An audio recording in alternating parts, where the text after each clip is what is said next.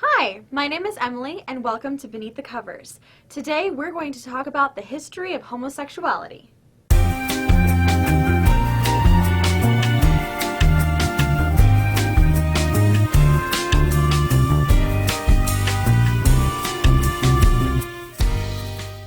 When talking about ancient homosexuality, I'm sure many people probably think about the ancient Greeks. Their culture fully embraced same-sex couples. But back in the day, the term homosexuality didn't exist. The people back then didn't see anything wrong or different about same-sex relations. Though there were many depictions of what we now call homosexual acts between men, there is also documentation of homosexuality amongst women. One of the most famous examples is of Sappho, from the Isle of Lesbos.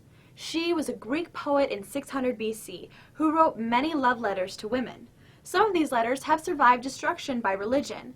Though many can interpret them differently, the overwhelming theme of sexuality and same-sex love are apparent in these texts. In the 1800s, the term lesbian was derived from the name of the Isle of Lesbos, but the term itself was not widely used until the feminist movement of the 1960s and 70s. Now, we start seeing persecution for same-sex acts with a Roman law that condemned homosexuals to death if they would not repent of the act. Because this slightly predated Christianity, some believe the law was created because of social or political turmoil. After this law, we start to see more laws like it with the rise of Christianity. These acts were deemed against nature and thus must be stopped. Jump forward to 1857, and homosexuality is linked with mental insanity, though at the time it is only known as sodomy. For the next 100 years, there is wide discussion about sodomy amongst medical scholars, and many look for ways to prevent this medical condition. We finally see the first use of the term homosexuality used in 1868 by Karl Maria Benkert, who was a German-Hungarian journalist and translator. He used the term in a letter to Karl Heinrich Ulrichs, who was a German pioneer in sexology.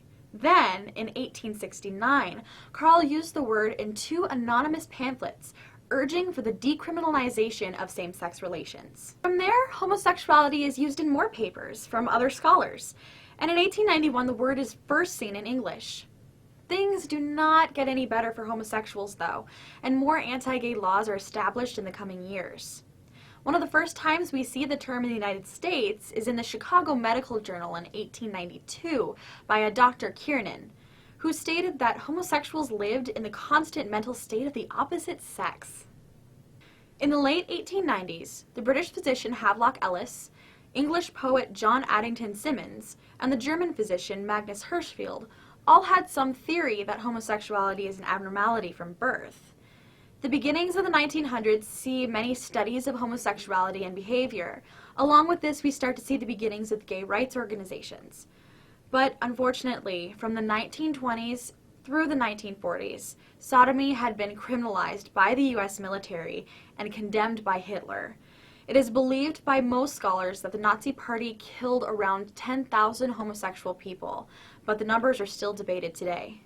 In the 1930s, we also see the creation of conversion therapy, or the belief that through treatments one can cure themselves of being homosexual. This idea was widely believed for many decades, and unfortunately, some still believe today that this treatment works, even though multiple psychiatric institutes and organizations have condemned this practice after finding out that it does not work. In 1948, Dr. Alfred Kinsey created a scale to help show that not everyone is the same. The Kinsey scale has 6 points. 1 means that you are completely heterosexual and only want to be with partners of the opposite gender than you, and 6 means that you are only interested in same-sex partners. If you want to see where you sit on the Kinsey scale, there's a link in the description below. 1969 marks the beginning of the gay rights movement, when a group of gay and transgender individuals rioted at the Stonewall Inn, where these individuals could socialize. Police would regularly raid places like this to arrest transvestites and try to discourage gay and transgender people from getting together. But on June 27th, they had had enough and decided to fight back.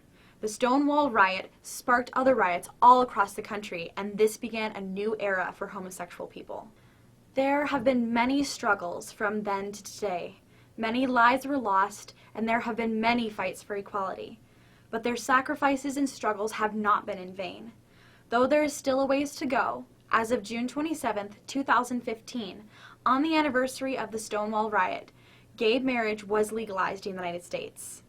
Other countries have also been working on this issue, and these are the countries other than the US where it is legal: the Netherlands, Belgium, Canada, Spain, South Africa, Norway, Sweden, Argentina, Iceland, Portugal, Denmark, Brazil, England and Wales, France, New Zealand, Uruguay, Luxembourg, Scotland, Ireland, and Finland, which signed in 2015 and will be effective as of 2017. Now, I know there is so much more that I could not include in this episode, but if you would like to see a full history of homosexuality, there is a link in the description below. Thank you for watching this episode of Beneath the Covers, and as always, please remember to keep open minds and open hearts, and I will see you all in the next video. If you liked this video and would like to see more content like it, make sure to like, comment, and subscribe below.